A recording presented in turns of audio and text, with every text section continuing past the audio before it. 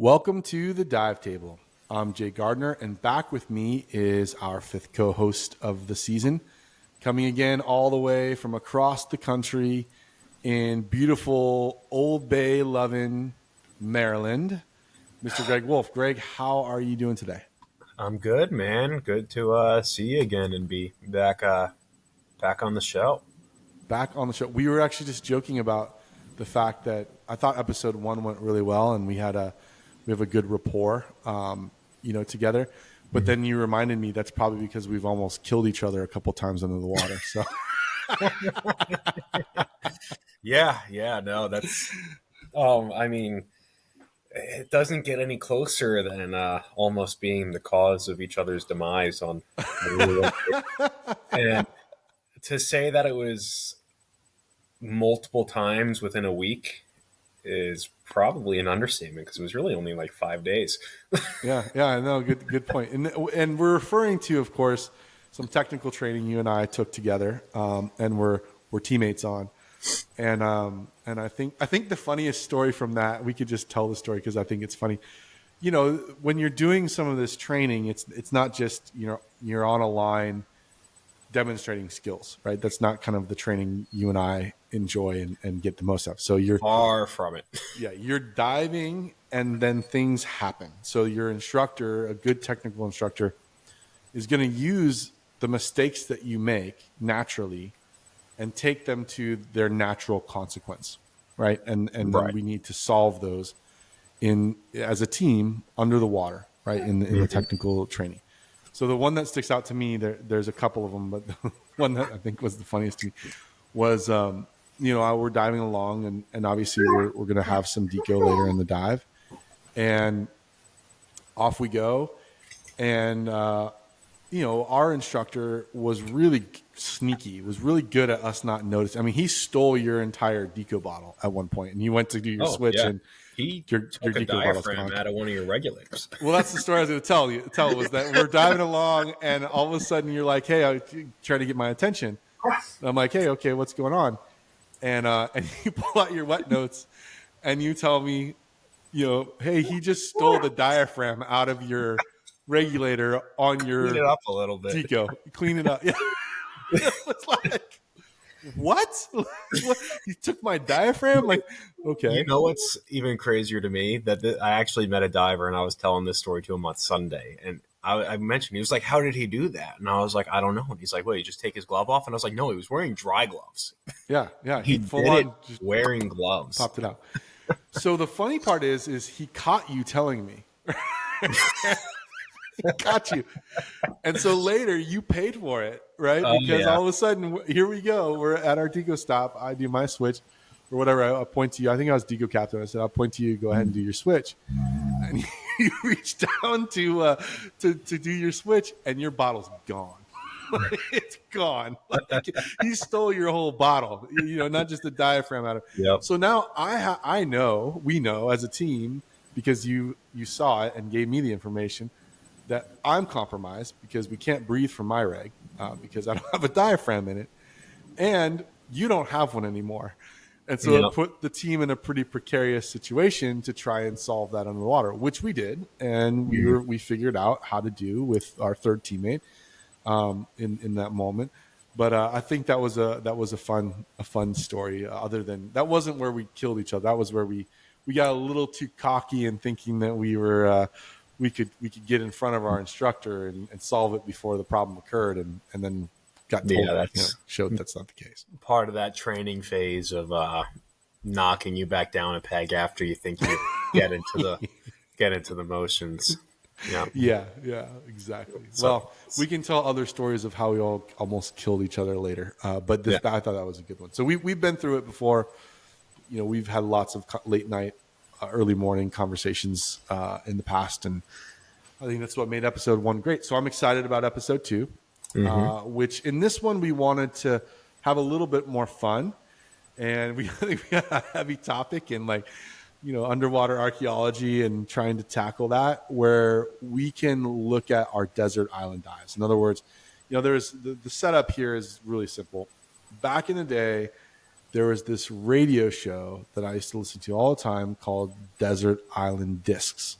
And it was like, here's the disc that you need to have with you, literally the CDs. I'm dating myself.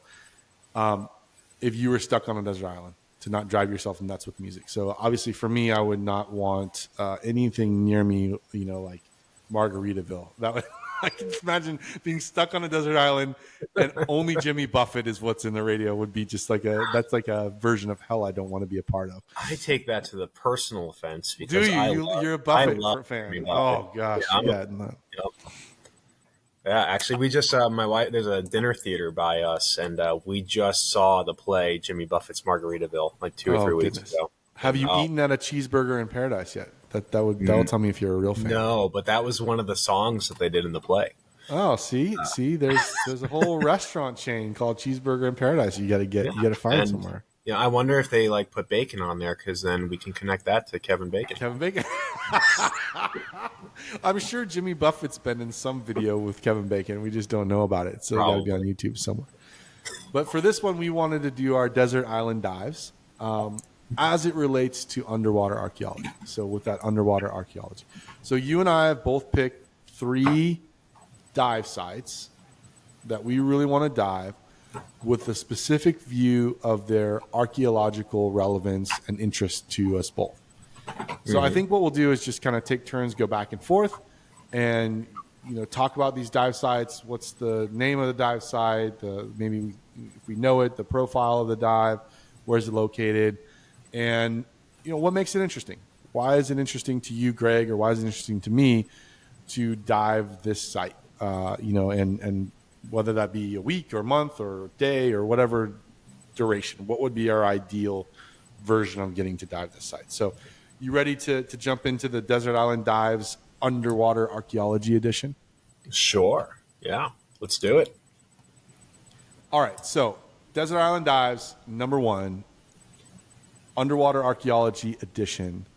Greg, and these aren't ordered necessarily, like 1, 2, 3 in preference. They're just, top 3, and they might, all fit into the same level of excitement and interest for you. But what's your first one on your list that you wanna dive?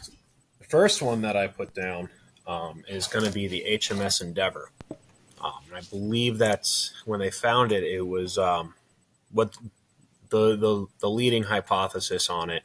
Last I read about is that it was one of 5 shipwrecks that they found off the coast of Australia as part of the Great Barrier Reef system, and that, of course, being the famous ship of Captain James Cook.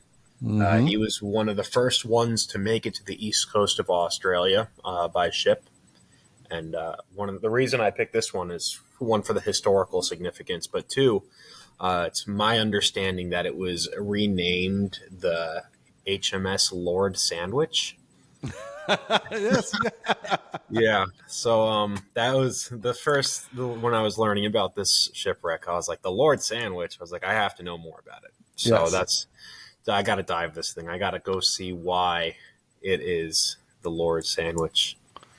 And it's right out north of like Goat Island, right? So I think so. There you go. So it's very diveable. I don't know if there's any legal protections around it that might stop people from diving it, but as far as I'm aware, it's still within recreational limits. So that's cool. The interesting part there of the Earl of Sandwich, it's been weird. There was a whole thing around the Earl of Sandwich, like why we call sandwiches, right? Which is a weird thing, and it's because this Earl, apparently, this is the story, I guess, or the myth, liked a piece of meat between two slices of bread, right? And so it became known as a sandwich, and because this Earl liked it that way. Right? So that's the story, right? And what's funny you brought it up, it's because I've actually been telling myself, so like, no offense, Texas, because people in Texas are going to be offended by this, I'm sure, natives at least. But to me, a Southern California guy, there's just, you can't hold a candle to Southern California Mexican food. You just can't. Like, Tex-Mex is good. It has its own amazing pieces and parts, but from what I think of Mexican food, like, back here in San Diego, I'm just in hog heaven as I can imagine it. But what's been weird, sorry, this is totally not diving off on a tangent, but what's been weird is I've really, like, in the last month or so, really gotten into like sandwiches. I don't know why. All of a sudden it's like I'm craving a tuna sandwich that I can make, or I'm craving a whatever sandwich. And so anyway, it's funny you bring up the Earl sandwich, because sandwiches have just been on my mind lately. And I don't know. See, it's all connected in some weird way in the universe, that James Cook, the Earl sandwich, and Jay Gardner wanting to eat sandwiches. And Kevin Bacon on the sandwich. I got to correct myself. Yeah, apparently the HMB Endeavor. Oh, that's interesting.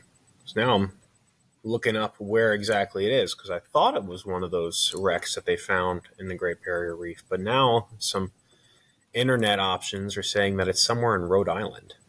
Oh, interesting. Oh man, I got to brush up on my maritime archaeology. Oh, I'm a horrible student. Oh, man. Well, I think I have no idea, because this is not on my list. Isn't the HMB Endeavor the recreation of the ship? And the HMS is actually the one that's in Rhode Island. The sunk. Yeah, I think that's the case. I don't know. You can, while I'm doing my next one, you can ask Google and then come back and tell me. But I think that's the HMS is the replica, or I'm sorry, HMB is the replica. The HMB is the replica. And the HMS is the actual sunken ship that was commanded by James Cook. Yeah. Captain Cook. No, this one's from CBS News right here. It says the famous endeavor of James Cook's legendary ship possibly found off Rhode Island. Wow, interesting. So, Australian maritime experts found it, apparently.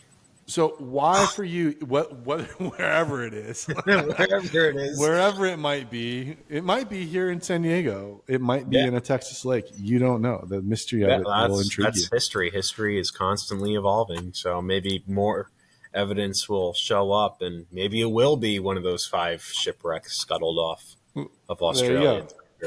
Who knows? So what makes it interesting to you? Why that ship?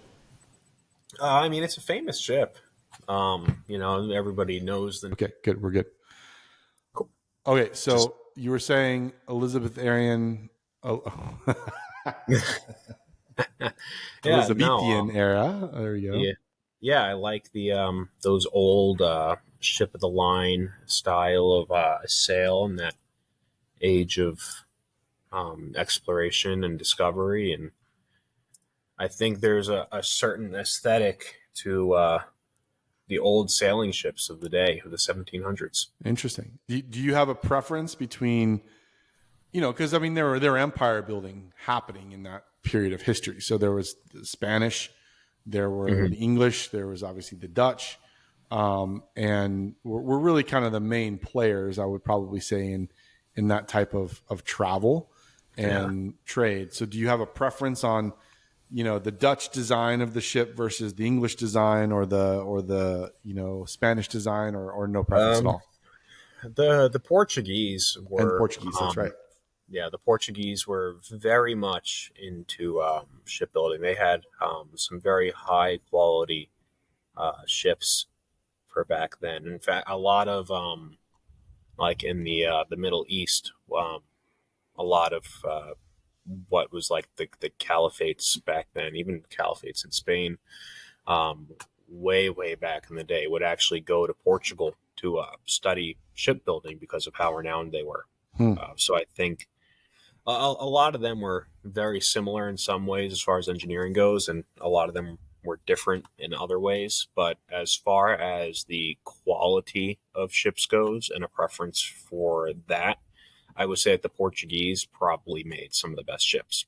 I mean, interesting. So, and that's a particular interest, like to find a Portuguese wreck would be a particular interest for you. I mean, yeah, that would be cool. Interesting. We gotta ask Google about that. Then we gotta figure out where Yes. a good preserved historical Portuguese ship would be. That would be super interesting. Yeah, Hmm. it's funny. I spent a lot of time in the Netherlands for work. For a few years there, and I love the Dutch. I just love it, and it's weird because it's like the Netherlands and we're Dutch, and this is Holland. Hmm. It's like one of those weird identity crises. But I have to admit to myself, and this may be racist, I don't know, and I apologize if it is. But I remember walking around and going like, these are the descendants of pirates. And they're all really big, like for the most part, except for the Dutch guy we know. He's a small Dutch guy, but most of the Dutch guys are like I think the tallest in general, the tallest, biggest people in the world, or they're up there, number one or number two. And I always just walked around going like, and then you go on some of the ship replicas. There's a lot of them, like in Amsterdam and other areas. Why did they build such tiny ships? They're such big people. Why do they have these tiny quarters in the ships and tiny houses and things? But anyway, I always find it interesting, like the Dutch trade and Dutch history. You even think about the first stock market and all these sorts of things that existed that came from the tulip trade and the colors of the tulips and all this history that exists there. Super interesting. I spent a lot of time, like I said, there learning a lot about history and the trade there just on my free time when I wasn't working. So cool. So number one, HMS or B or Q or The wherever Lord Endeavor. Sandwich, formerly known as the HMS Endeavor. Yeah, you're making me hungry. I want to go get a sandwich now. Hungry Bear Deli, shout out here in Vista, California. Mm. Shout out! Oh my gosh, they make a killer Reuben. Man. All right, I'll go to my first one, Mm. and Q Johnny Depp, who I know for sure was in a movie with Kevin Bacon at some point. So I don't know which one, but it has to be true. Q Johnny Depp, cue that fun Pirates of the Caribbean music. For me, number one on my list was Port Royal in Jamaica, Mm. also known as the city that sank. So the story here is Port Royal was founded in 1518. It was really the center of shipping and commerce in the Caribbean during the latter half of that 17th century. And in 1692, specifically the date, June 7th, 3 days after my birthday, by the way, if anyone wants to Oh, wish me happy birthday, June 4th. happy Not birthday. 1692, although that would be cool. It's June 4th, 1692. I don't know how old I'd be. It'd be very old. But on June 7th, 1692, a massive earthquake, something like 7.5 magnitude, hit the island. And the city that was built on sand basically liquefied, right? The buildings, roads, citizens basically went into quicksand, into the ground. And it said that the geysers erupted and buildings collapsed. And then finally, if that wasn't enough, the city was then hit by tsunami waves that would drag the rest of whatever had not been destroyed out to sea. And in the end, they estimate something like 51 acres of the city disappeared under the water. 4 of the 5 forts destroyed, submerged. I mean, just wrecked. Hmm. So, with that, we go from land archaeology to underwater archaeology to go and check out this awesome port, right? A port of the Caribbean. And what's interesting too, since the 50s, I think divers have been exploring it. So, I mean, that's a long time for that to sit under the water. And then finally, scuba diving becomes something that people can do. And in the 50s, we start to explore it. So far, what I know of is that in the most famous artifact that's been discovered there was in, I think, 1970, 1969, somewhere in there.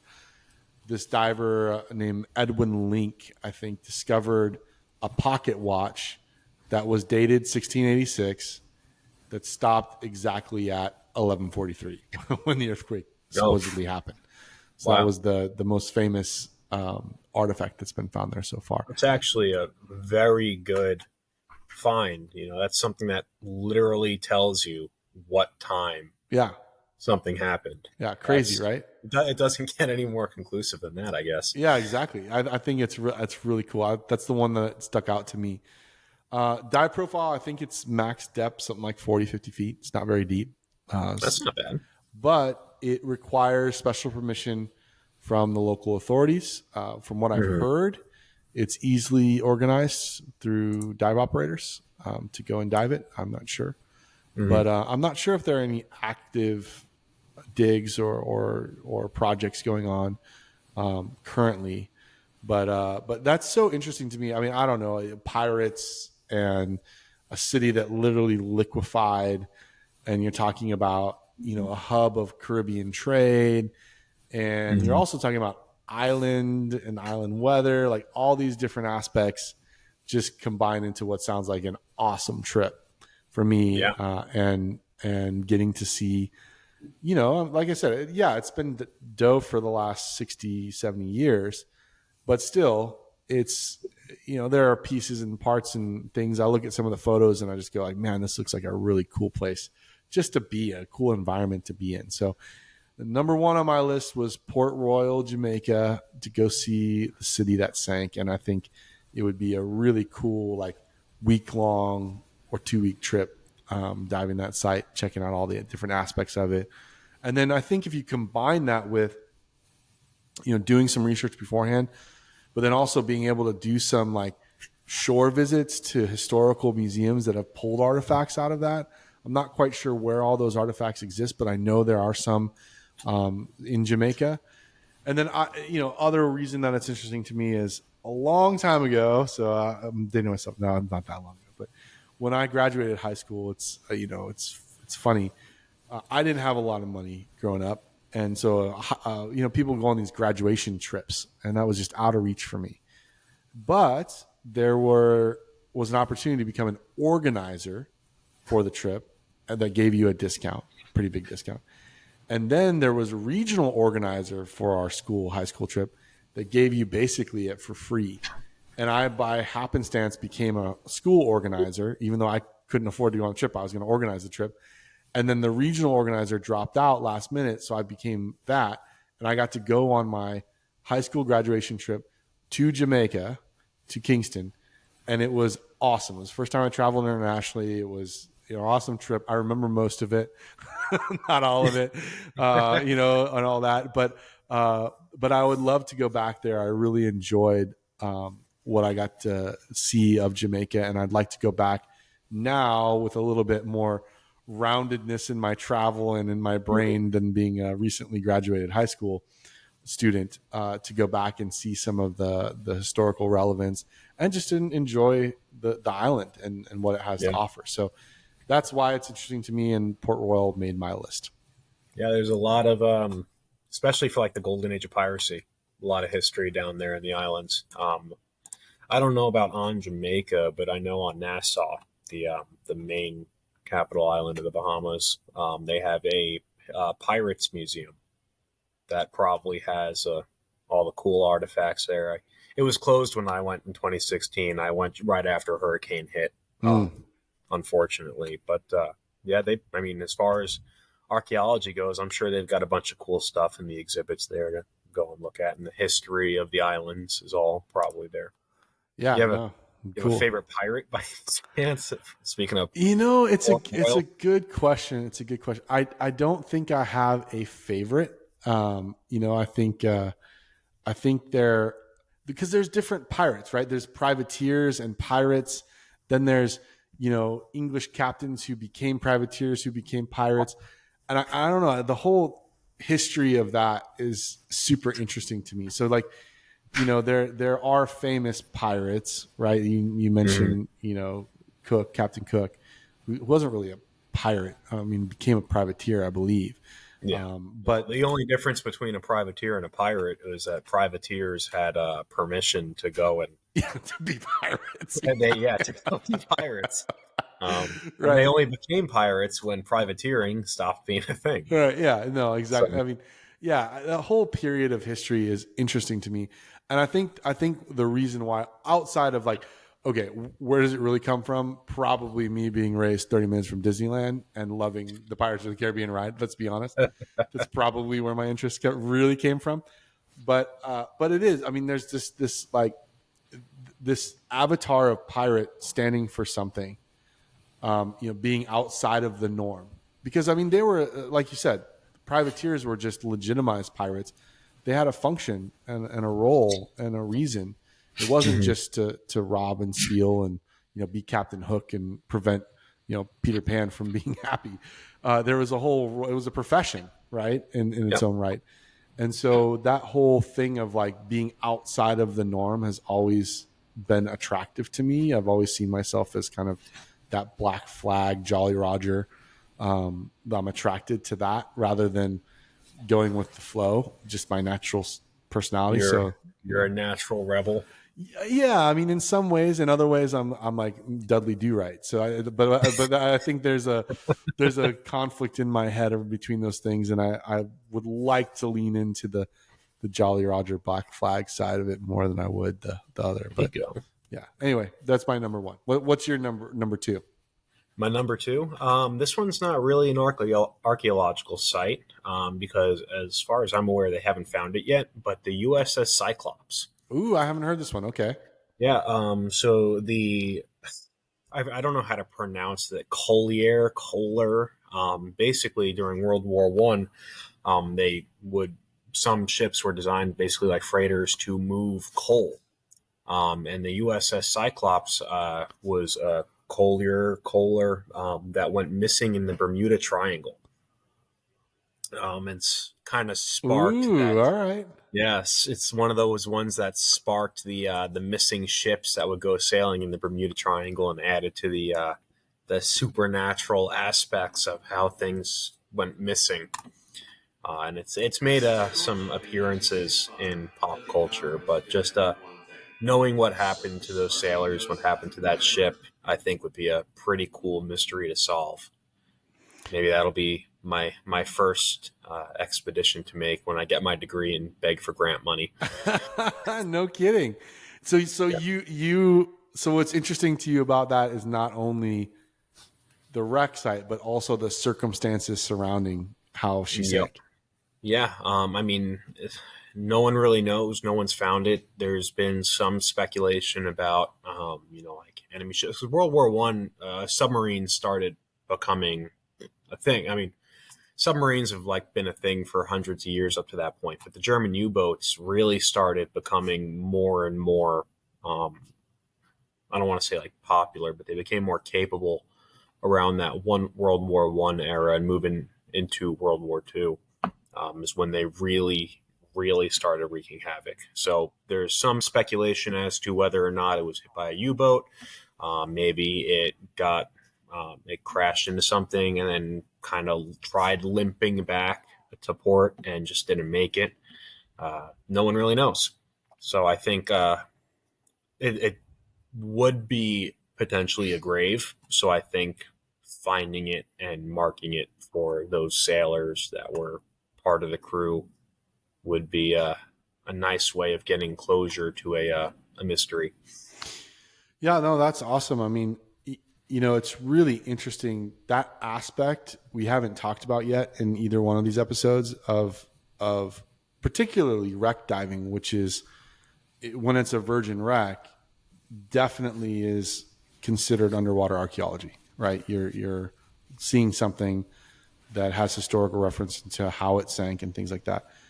And that was something that really stood out to me from hearing and talking with a lot of these people that are focused a lot on wreck diving, and particularly World War II wreck diving, whether that be ships or planes, eventually even helicopters later in wars, which is pretty interesting, and things that they talk about. Part of the payoff of all the work that goes in that isn't the diving, right? Discovering coordinates and striking out and getting permission and getting funding, all these things that you're kind of talking about that go into even trying to find this ship in the first place.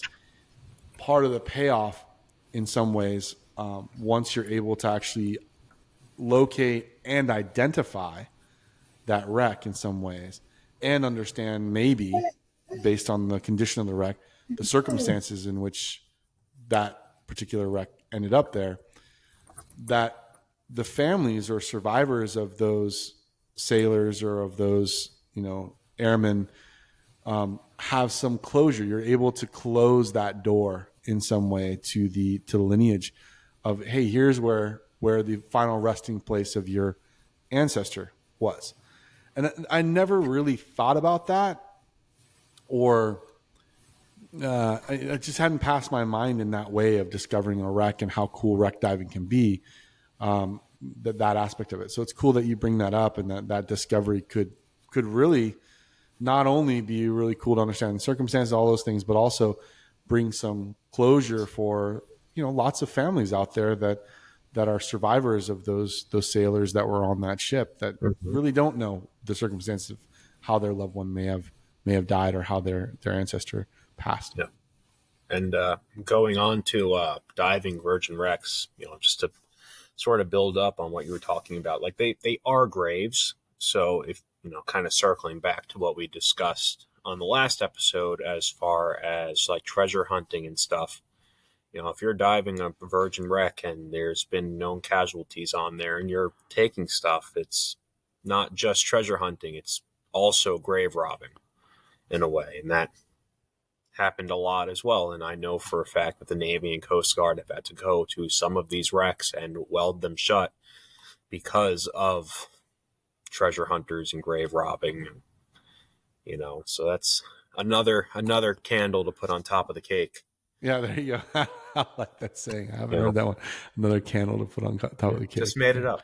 Oh, did you? Oh, that's impressive. Yeah. That's an impressive one. Thank you. We should keep that. I'm full of idioms. There you go. All right, I'll go to my number two. So my number two, one, it's fun to say, but there are reasons beyond that, is Lake Titicaca.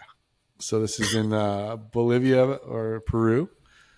Now, this is probably not a dive that I'm just going to do. It's not like you book it and you go, right? Because number one, it's one of the highest lakes in the world. I think it's something like 4,000 meters, which 4,000 times 3, what's that, 12,000 feet, right? Did we just do math on the show? Wow, there we go, 12,000 feet, somewhere around there. I don't want to do math.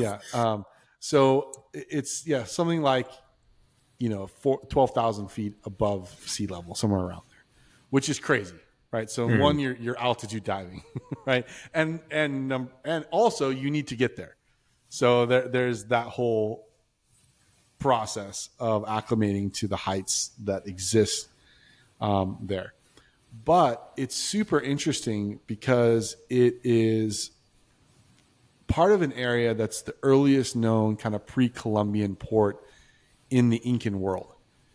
And so when you talk about, the Incan temples and history and all of that roots itself in Peru and Bolivia and that part of the world, this lake is kind of the port, right? The pre-Columbian earliest ports that's there. And there has been few expeditions there. There have been some that are officially funded, I think, and they've taken things out of there, but not a lot, obviously, because it's not a recreational, go on a weekend or a trip type of dive site. So that's interesting to me. There isn't a scuba shop there to do your gas fills. So that the logistics of planning this thing are just massive. And it would be, I think, a really interesting thing to take on, is one of the parts that interested to me.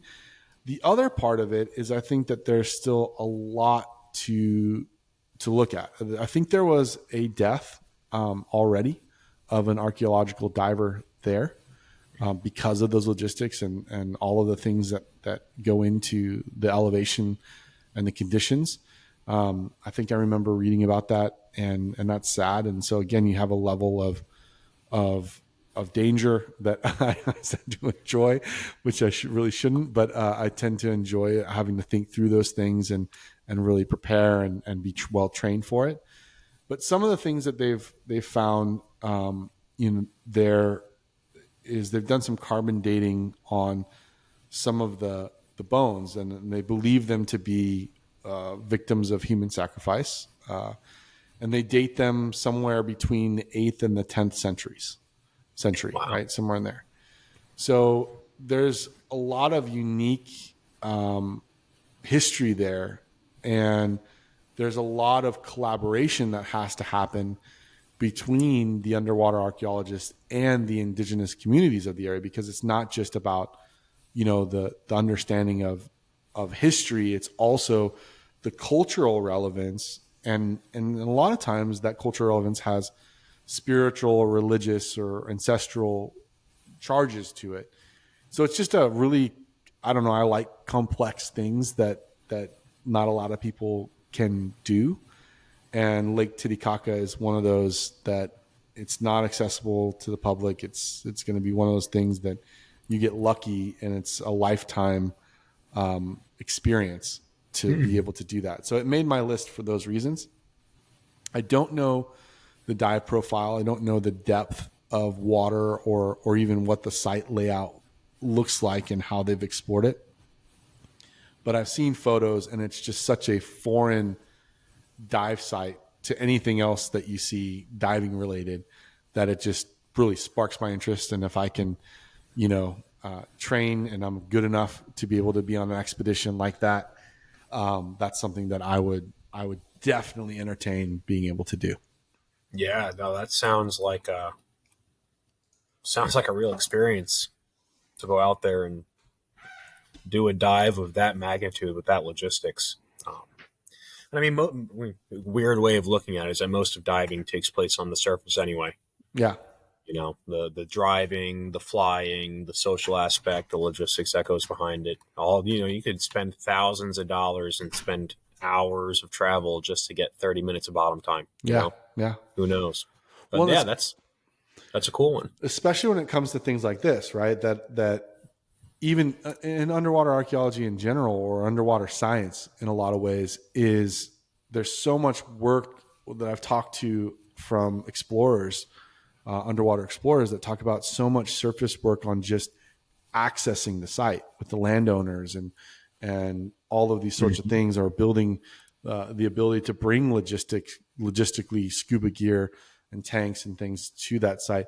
So there's so much groundwork, land work that goes into something like this to even be able to go into the water. It's exciting to me. It also sounds daunting, and it's a team effort. All these aspects of things that I think are super interesting. And who knows what you'll find? I mean, it's not really about what you find. It's more about the experience of doing it for me that would be interesting. Yeah. No, for sure. I mean, I'm very interesting in what I would find, even if you don't find anything. Not finding something and being certain that you didn't find something there is one way of gathering information. Yeah. Yeah. Right? Exactly. Like if you're looking for something and it's not there, and you can confirm that it's not there, then it's not there, and that adds to future efforts and endeavors, and the list goes on there. But the logistics of going through it, I think that in and of itself is valuable experience. Being able to navigate the paperwork and all that effort that goes into planning these types of dives. Exactly. All right, cool. What's your last one? Last but not least, your third one. Last one that I picked Antirodos, which is the island that was just off of the city of Alexandria in Egypt. I think it was the year of 365 that they estimate it to have been sunk. Wow. There was an earthquake in the eastern Mediterranean near Crete that caused a tsunami that sunk this city. And they found it in 1996, and they found some really cool stuff. There's a palace there that was believed to have actually been Cleopatra's. Yeah, Cleopatra's palace. That's right. Yeah. Yep.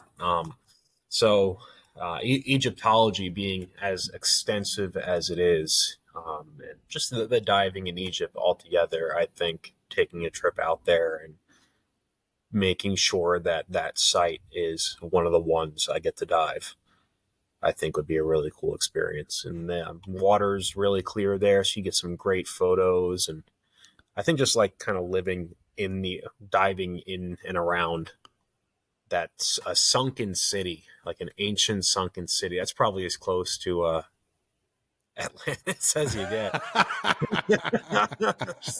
But You don't believe Atlantis is real. We've I don't established believe that it. fact. No, Yes. I mean, I hope I'm wrong. I hope James Cameron finds it, and I'll go take a submarine tour down to the sunken city of Atlantis or something. That Plato's a damn liar. That's Dang, what you're really saying. Plato making up all these dialogues. So is it open to the public? Can you just go I dive it, don't or know. what's the story there? I don't know if it's open to the public. Actually, Hmm. I know.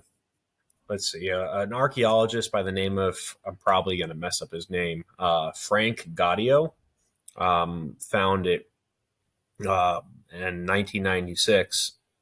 And it's a small island. It's only about 1,200 acres, and it's not that deep, apparently. All the photos that I'm seeing, it looks like they're only, 20, 30 feet down. Hmm. So, I mean, it might be. I don't know. That sounds like another question for Google, whether or not that site is actually open to the public. That Google knows everything, Google doesn't it? knows everything. That's crazy. Yeah, no, I mean, that's interesting. And yeah, I've read about Cleopatra's palace, and that seems like just a magnet for treasure hunting. So I wonder what the condition of the site, because it's a relatively new site, like you said, 96. So Yeah. it's relatively new. I wonder what condition that site, and if it's logistically hard to get to and you need permission, yeah, I'm probably going to have some incredible diving there. But I wonder. I don't think getting to the site would be hard. If there are legal issues involved in getting there, that would probably be the hardest thing to do, because I mean, it's a port city basically. It's not that far off Egypt, and Egypt does have a dive industry, a very Very healthy one. Yeah. established dive industry there. So the logistics would probably be less hard to get there, so much as if you needed permission from the government to dive it, that would probably be the most difficult. Yeah. Well, we should find out. That sounds like a really cool. I would like to go do that. I mean, yeah. Can you imagine just like swimming around a sunken city that may or may not have been Cleopatra's palace? I mean, wow. Yeah. How many people could say that, right? Not a lot of people in the world could say that.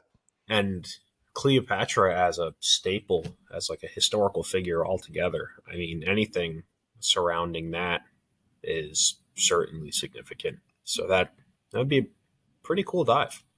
Do you know of anything they've discovered there that points them towards it being Cleopatra's palace or not? Or off the top of my head, no. Oh, okay. I mean, let's see.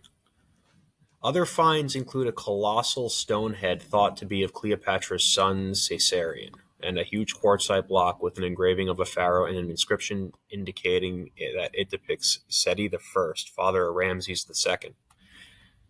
So there's some finds there, but I'm not seeing anything. Oh, here we go.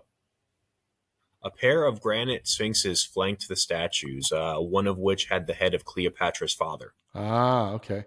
So son and father, yeah, and likeness are there. Yeah, and that's it was by a small temple of Isis, which these life-size granite statues depicting the shaven-headed Egyptian priests, goddess Isis carrying a jar topped with images of Osiris. Interesting. And that's not the best source of information, Wikipedia, but it's quick and available for the sake of this episode. There you go. Well, that's good. I want to do that. When so I'll do my third because we'll stay in Egypt. It's interesting that Egypt was both our third ones because we didn't plan this way. But for me, my third one is, and I'm going to butcher the pronunciation here, but I think it's Thonis Heracleion. Apologies. All I know is that it's called Thonis or Thonis by the Egyptians and Heracleion by the Greeks. So they just hyphenate it, and that's the dive site. And basically, it is a city, again, that fell into the Mediterranean after earthquakes, a series of earthquakes. It wasn't just kind of a massive earthquake like there was in Port Royal. It was a series of earthquakes about 1,000 years ago. And one of the things that I really interests me about the site is that it is not open to recreational diving. I guess maybe I'm interested in sites that are not open to the public because this is my second one on the You list. want like it because you can't have it. Yeah, maybe that's it. I like the forbidden fruit, but I feel yeah. about So it is only accessible to research diving and underwater archaeologists, and there are current excavations going on right now. All right, ongoing.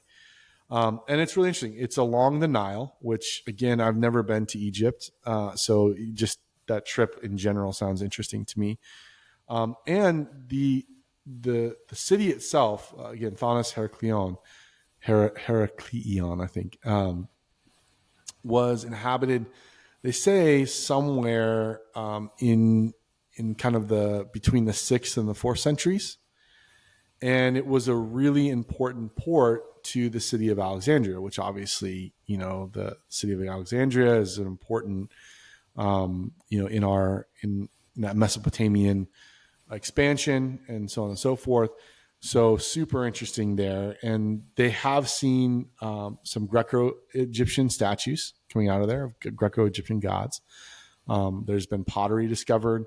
There's been coins. And even they found entire temples have come out of there, which is pretty amazing, right? Right along the Nile to find the temple.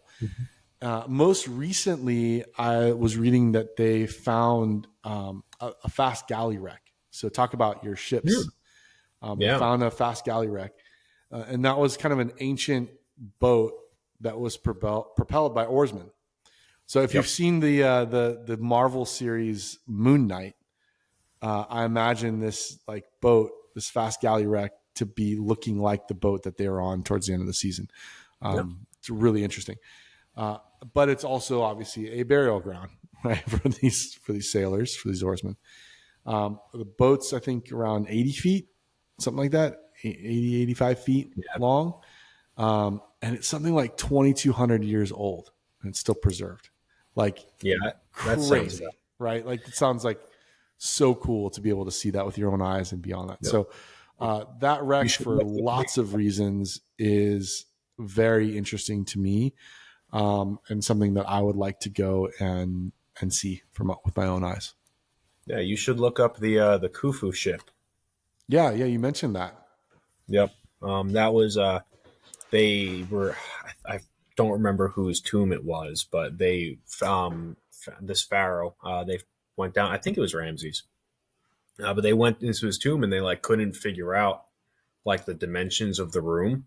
So after long debate of what they should do to the dive site, to the archaeological site, they finally decided to remove some stone bricking that they thought was, that they hypothesized and were pretty sure that it was a false wall. And they found his ship just in the tomb with him behind this hidden wall, and so they had to dig all of that out. And I think that was in the 1990s. But yeah, the Egyptians were very big on sailing and seafaring. The Nile runs from south to north, and so in order to fight the flow of the river, they use sails. Yeah, moving all those stones for the pyramids up and down. They would actually take some of those big stone obelisks and they would rest it on these two ships, and then they would use smaller boats to act kind of like tugboats to push these bigger ones around to navigate up and down the river.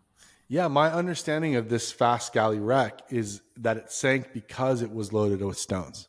Something went wrong, and that's the reason that it sank, because they found the stones down there with it. And super, yeah. I mean, if you think about, I've not been, so like I said, I'd like to go to Egypt. In fact, one of my good friends and a teammate of mine is there right now, diving the Red Sea.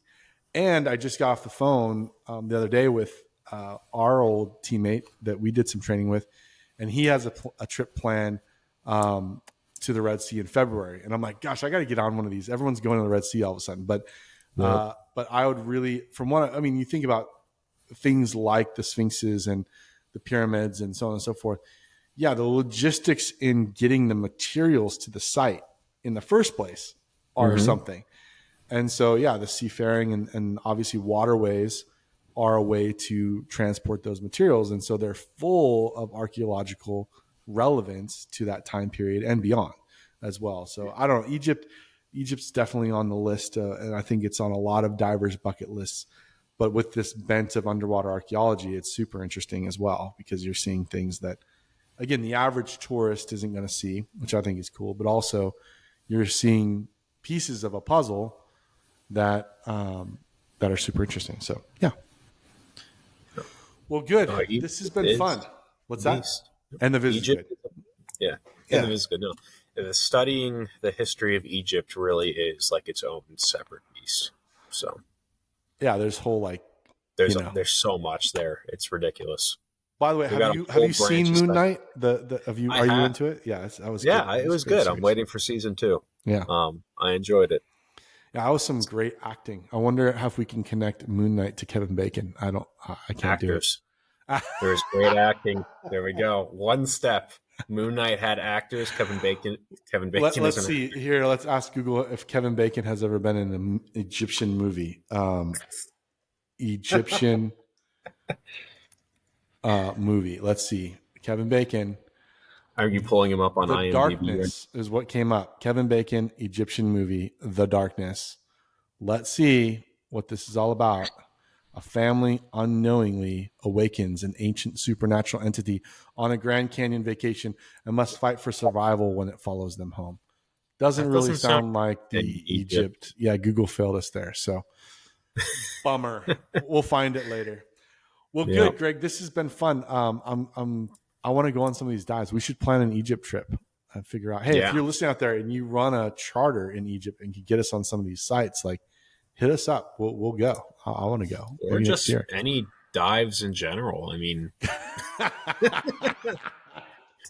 you know, Wherever, yeah, if wherever. you own a quarry and you want to come out and If you're the proud owner of a rock quarry somewhere out there, Greg and let us I'll know. be there.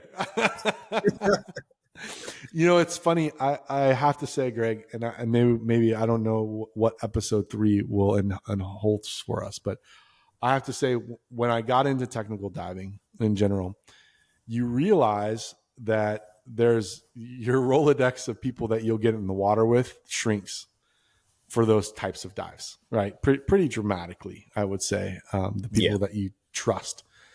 And so anyway, I've been thinking about that because there's some dives I want to do that are bigger dives that I've been looking at and kind of planning out logistically.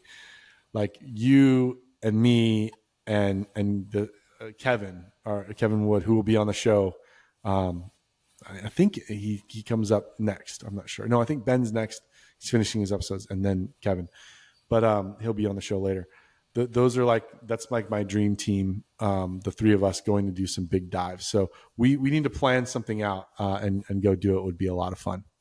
I'm really touched that I actually made it to the roster of the dream team. You made it. You're the Charles Barkley to my Michael Jordan. No, I don't know which one. You're Michael Jordan. I'll be I don't know, Shaq. There we go. I'll be. All right. Wait, There they we weren't go. in the same era. I'm screwed.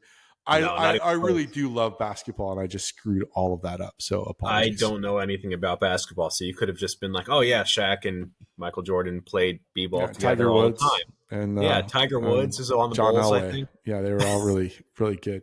No, the dream team was the Barcelona Olympics.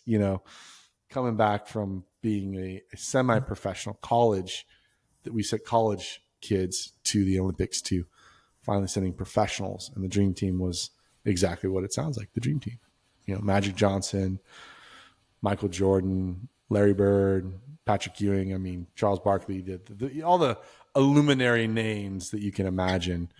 I can't imagine any of those illuminary names because I know who one of them is, and I've heard of the other one. Okay, well, let me guess. You know who Michael Jordan is? Well, yeah, who hasn't seen Space Jam? Oh my gosh! Space Jam was your introduction. Okay, all right. Michael Jordan. I'll keep going. I'm gonna guess you have heard of Magic Johnson, Yes, that is the not one Charles who. Barkley. Okay, No, all right. definitely not. Okay, all right, all right. Wow, I was right. Yeah, Yeah, good Magic guess. Johnson. My dog is named Magic after Magic Johnson. After Magic Johnson. Well, from me, my kids Oh, okay. think it's after that he's his full name is Magical Fantastical the Great. Apparently, It's a good according to name. the kids, it's a very regal name. Yeah. He deserves a statue or something. I don't know. Oh yeah, you'll never find anyone else with that name. It's true. It's true. I think it's Magic Johnson. That's why I signed off on the name. So, anyway, other history, not ancient history, modern history, basketball. Wonder if we can find any of those guys under the water. You know any basketball players that are avid scuba divers? I do not know. I do not know any. None come to mind specifically. I do know Jerry Garcia from the Grateful Dead was an avid scuba diver. Really? Yeah, yeah. And actually, I think that there's Halcyon came out with a wing, a tie-dye wing, and I don't know if it's in honor of Jerry Garcia or not, but it was Deadhead became known as the Deadhead wing, colored wing. That's cool. I'm not really into the colors. Give it to me in black is always my question, but I'm glad there are people that are into the colors. That's not my thing. I'd be down to dive it. I mean, like, how else? Because like, if everyone's wearing like a black dry suit with a black wing, and everyone looks, how are you going to know who's who underwater? You know? See, this is my point. Everyone else go get colors, and then I'll be the guy in black. There you go. Perfect. I'll be the different one. I mean, Jolly. Remember we talked about this already? The black flag, all that stuff. That's me. Jolly Roger. Does it come in black? Yeah.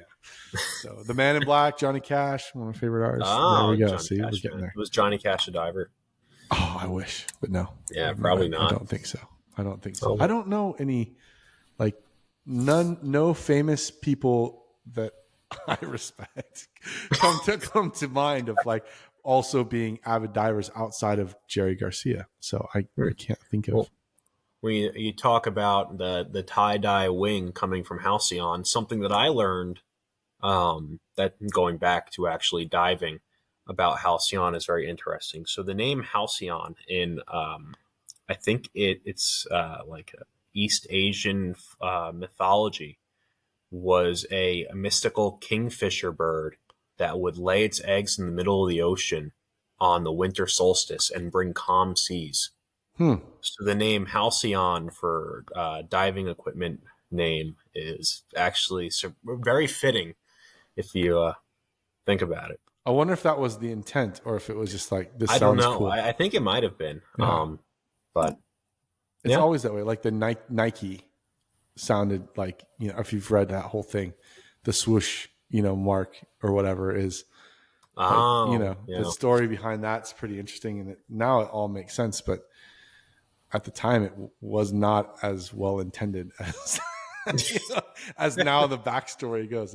Well, isn't there something about that? History is won by the victors or written by the victors? Yeah, there's histories written by the victors. Yeah, there you go. That's like an old thing, but yeah. So you'd say if Nike didn't make it, then that swoosh was really lame.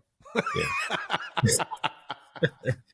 Well, yeah, history is constantly being rewritten and revised. So whether it's created by the victors or if it's created by historians themselves and depiction of history,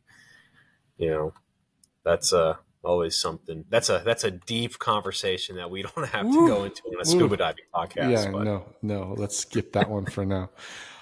All right. Well, that was the longest wrap up of any episode I've ever been on, but worth it. We covered basketball, Jerry Garcia, Dead, and Halcyon. That's all. History being written by, the victors. That's a good wrap up. History is written by divers. Let's go with that. There we go. Yeah. Especially ones that try to kill each other. So today we've covered Desert Island Dives, the underwater archaeology edition. If you're listening out there, we want to hear your thoughts. What are some dive sites you've wanted to put your Indiana Jones hat on and go explore? What is interesting about that site to you? What are the dives maybe that you've already been on that were of archaeological interest to you, where you discovered something or whatever it would be? Reach out. Greg and I want to know your stories because we keep on talking to each other, so we talk to other people. Over to you, Greg. No, thanks for having me on for episode 2, and I look forward to episode 3. And Yeah, who that, knows what it awaits? yeah, and Yeah. go out and discover some cool stuff and dive on some cool wrecks and learn the history of those wrecks. Every ship has some form of history to it. It doesn't necessarily have to be some crazy disaster that was written about in the news. Did you just reference Titanic? You did it, didn't you? You couldn't get Well, it. I Yeah. mean, I did mention that if James Cameron ever finds it limited, I'll go on the submarine tour with him. Yeah. I like these subtle Titan blows there. Yeah. I mean, I wasn't going there, but Yeah. Good stuff. Maybe that's episode 3. it is diving related. The archaeological site of the Titan. Yeah. The Titanic. Too soon. No, they found it. Yeah, I know. They brought up the sub. Yeah, I know. Oh, the whole thing. Yeah. I thought they I don't only know if found they the brought the whole scraps. thing, but when I saw pictures, it looked like a crumbled up Yeah. metal mess. Oh, what a story there is. But, Yeah, that's well, maybe we'll get another day. Well, good. If you've enjoyed this episode and want to be a part of our community, join us, making sure you subscribe to this podcast wherever you get your podcast, whether that be Spotify or Apple or, I don't know, snail mail. But make sure that you get notified when our new episodes drop, and on YouTube, which I'm excited to say at this point. So you can see Greg and I's lovely faces that are built for radio, and you can see them on the screen, the big screen, if you have one at home and want to watch it that way. Go for it. But make sure you subscribe wherever you listen to make sure that you get notified when new episodes drop. So thanks for joining us today, and we look forward to having you back on the next episode of The Dive Table.